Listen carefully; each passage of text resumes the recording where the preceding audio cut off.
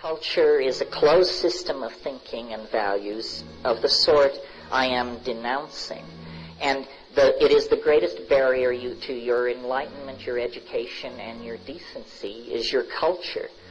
And I realize with joy that here I skirt the bounds of political correctness because everyone is running around saying, you know, recapture your roots, get in touch with your Swedishness, your Irishness, your whatever-ishness, and that's all very fine. But I think it's your humanness that may have eluded you in all this ethnocentric breastfeeding. Well, why should culture imprison us and somehow place a barrier between ourselves and our true humanness? Well, I think I said at the beginning of this thing, culture and ideology are not your friends. They are not your friends. This is a hard thing to come to terms with because a certain kind of alienation lies at the end of this thought process. Culture is for the convenience of culture, not you.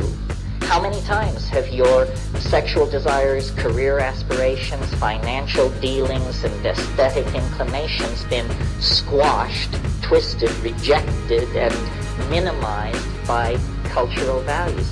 And if you don't think culture is your enemy, ask the 18-year-old kid who is given a rifle and sent to the other side of the world to murder strangers if culture is his friend. These extreme examples should bring it home to us that it's a kind of a con game. It is, in fact, strangely enough, a kind of virtual reality. We have been led to think of virtual realities as something on the screen of a computer or presented through a headset, but that's an electronic virtual reality. The primary technology for the building of virtual realities is language.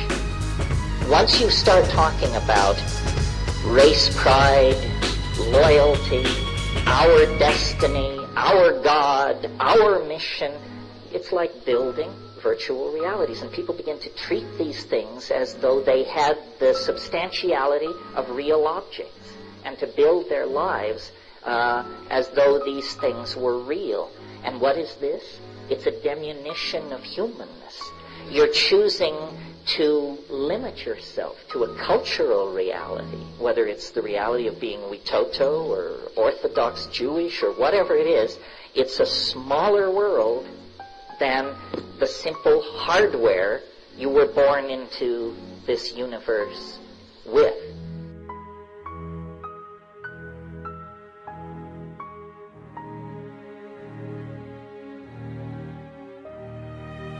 Somehow, part of the package of being a living, thinking being is that you get a universe inside of you.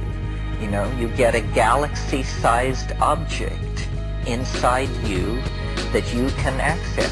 And there are the mountains, the rivers, the jungles, the dynastic families, the ruins, the planets, the works of art, the poetry, the sciences, the magics of millions upon millions upon millions of worlds. And this is apparently who we each are. We're a little bit of eternity sticking into three-dimensional space and for some reason occupying time in a monkey body.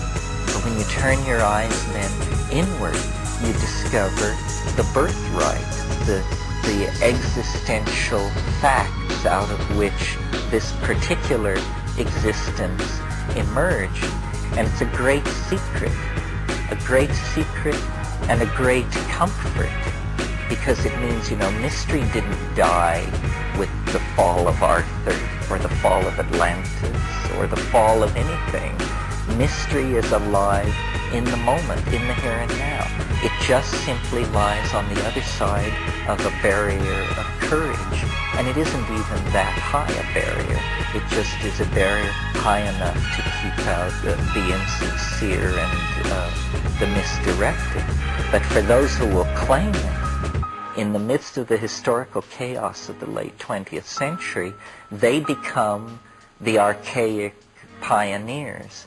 They become the first people to carry the Ouroboros serpent around to its own tail and to make a closure. And to the degree that any one of us has this connection back to the archaic in our life, it makes where we have been make a lot more sense, and it makes where we're going seem a lot more inviting, which it really is, I think.